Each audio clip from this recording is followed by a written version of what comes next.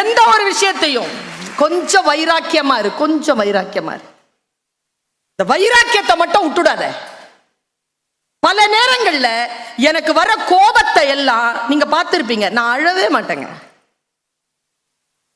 உப்பு தண்ணி உடம்புல இருந்து வெளியேறணும்னு துடிச்சதுனால எந்த ஒரு கஷ்டம் வந்தாலும் இங்கிருந்து தண்ணிய வழிய விடுறதே இல்லை, இங்கிருந்து தான் வழிய விடுறது. உழைச்சு பார். யாரெல்லாம் உன்னை தோற்கடிக்க வேண்டும் என்று நினைக்கிறார்களோ அவர்களை தோற்கடிக்க வேண்டும் என்றால் அவர்களுக்கு முன்னால் நீ ஜெயித்து காட்டுவது ஒன்றே வழி. வேறு எந்த வழியிலும் நீங்கள் அவர்களை ஜெயிக்க முடியாது. உயர்ந்த எல்லா விஷயங்களும் முதலில் தீமையால் தான் வசீகரிக்கப்படும். முதல்ல தீமை தான் வசீகரிக்கப்படும். ரொம்ப சூப்பரா ஒரு விஷயம் இருக்கு. நான் நல்லவர்கள் மீது அதை கண் படவே படாது. முதல்ல தீயவர்கள் தான் அதை பார்ப்பார்கள். தீயவர்களிடம்தான் மிக முக்கியமான பொக்கிஷங்கள் அடங்கி இருப்பதாக வரலாறு சொல்கிறது. தீமைகளால் வசீகரிக்கப்படுகிறது சந்தன மரம். சந்தன மரத்தை சுற்றி இருப்பது எது தெரியுமா? விஷப்பாம்புகள். சந்தன மரம் எங்க இருக்குதோ அங்க நாகப்பாம்பு இருக்கும், சுத்திக்கிட்டு இருக்கும். அப்படியே கபீர் இதை சொல்கிறார்.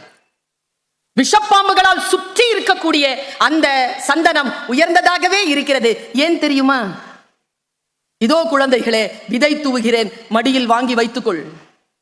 தன்னை நோக்கி வரும் விஷப்பாம்புகளின் விஷத்தினால் சந்தன மரம் பாதிப்படைவதில்லை. அதனால் அது உயர்ந்ததாக இருக்கிறது. உன்னை நோக்கி எவ்வளவு நெகட்டிவ் ஃபோர்ஸ் வந்தாலும் அந்த நெகட்டிவ் ஃபோர்ஸால நீ பாதிக்கப்படவில்லை என்றால் நீ உழைக்க பிறந்தவள், நீ முன்னேற பிறந்தவள். உன்னுடைய வெற்றியை யாராலும் தடுக்க முடியாது என்று சந்தன மரம் உனக்கு சொல்கிறது. Be stay like a sandal. வராதா துன்பங்கள்? வராதா? ரொம்ப அழகா இருக்கேன்னு வச்சுக்கோயேன், துன்பம் வரும். அதனால ஒரு வேலை செய், ரொம்ப மேக்கப் போட்டுக்காத, ரொம்ப அழகா உன்னை காட்டிக்காத, அவசியம் இல்லை. ஆசைக்கு வாசமலர் சூடுவதும் ஆடவரை சேவித்து இருப்பதும் அஞ்சுவதும் கெஞ்சுவதுமாக இருக்கும் மகளிர் குலம் மானுட இனத்திலேயே வலுவற்ற ஒரு பகுதி என்கிறான் பாவேந்தர் பாரதிதாசன். ஏய், நீ அழகா இருக்கிறாய் என்று சொல்லக்கூடிய தகுதியை வேறு எந்த ஆண்மகனுக்கும் தராதே, அது உன் சுயமரியாதைக்குரிய விஷயம் என்கிறார் சுவாமி விவேகானந்தர். ஒரு பெண் செய்ய விரும்புவதை எல்லாம் செய்வதல்ல, செய்ய விரும்பாததை செய்யாமல் இருப்பதுதான் சுதந்திரம் என்கிறார் மகாத்மா. நான் சொல்லுகின்ற இந்த வார்த்தைகளை உள்ளே வாங்கி வைத்துக்கொள். Being a woman is happiness. Being a woman is holiness. Stay. மரியாதையா ஃபீல் பண்ண உன்னை நீயே. Stay respected. ரெஸ்பெக்ட்ஃபுல்லா இரு. இந்த பாடிங்கிறது ரெஸ்பெக்ட்ஃபுல்லான ஒரு விஷயம். இது அலங்கரித்து அடுத்தவர்கள் முன்னால் காட்டுவதற்காக அல்ல.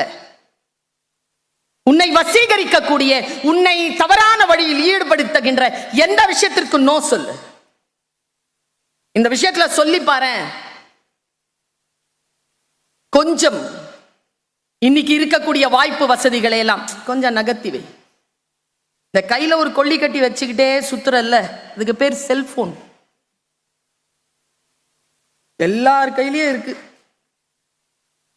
நான் ஒண்ணு கேட்கிறேன், குழந்தைகள் தான் அதை தப்பா பயன்படுத்துறாங்களா சார்? பெரியவங்க எல்லாம் தப்பா பயன்படுத்தலையா? 15க்கு தான் தெரியலையா நான் அதை பயன்படுத்துறதுக்கு? என் 30க்கு தெரியுதா? 65 70க்கு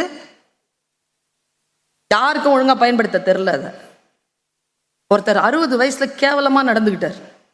அவர்கிட்ட போய், என்னையா இந்த வயசுல இவ்வளவு கேவலமா நடந்துக்கிறீங்கன்னா, இந்த வயதில் எப்படி நடந்து கொள்வது என்று எனக்கு தெரியவில்லை, ஏனென்றால் இந்த வயதில் இதற்கு முன் நான் இருந்ததில்லை.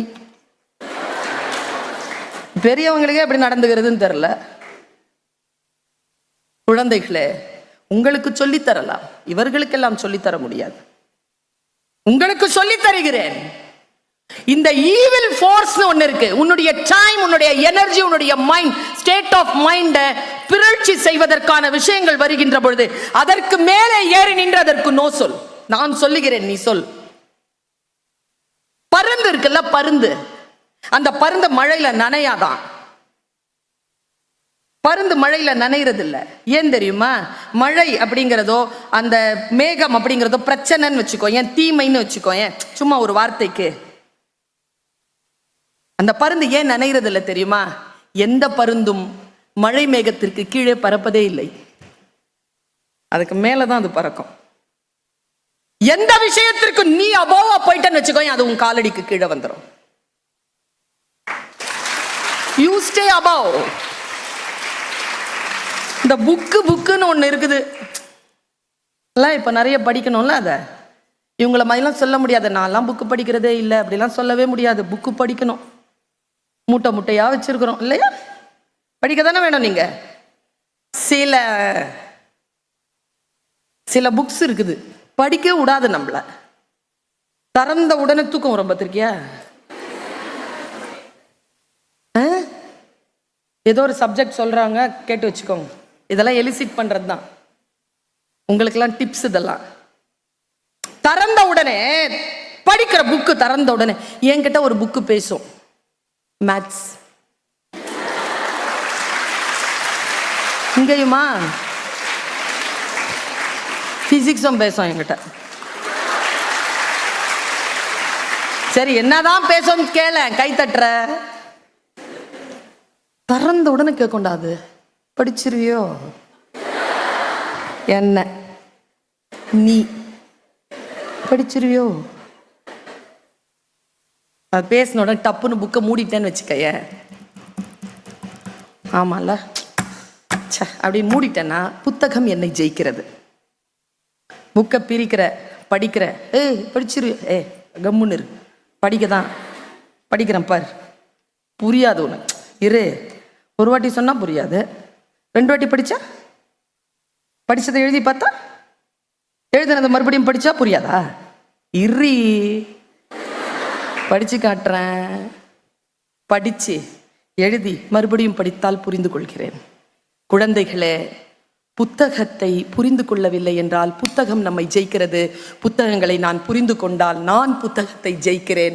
என் குழந்தைகளே, நீங்கள் ஜெயிக்கக்கூடிய புத்தகங்கள் தான் இங்க இருக்கிறதே தவிர இந்த உலகத்தில் என் குழந்தைகளை ஜெயிக்கக்கூடிய புத்தகம் இன்னும் பிறக்கவே இல்லை என்பதுதான் ஒரு ஆசிரியராக, ஒரு தாயாக என் கருத்து.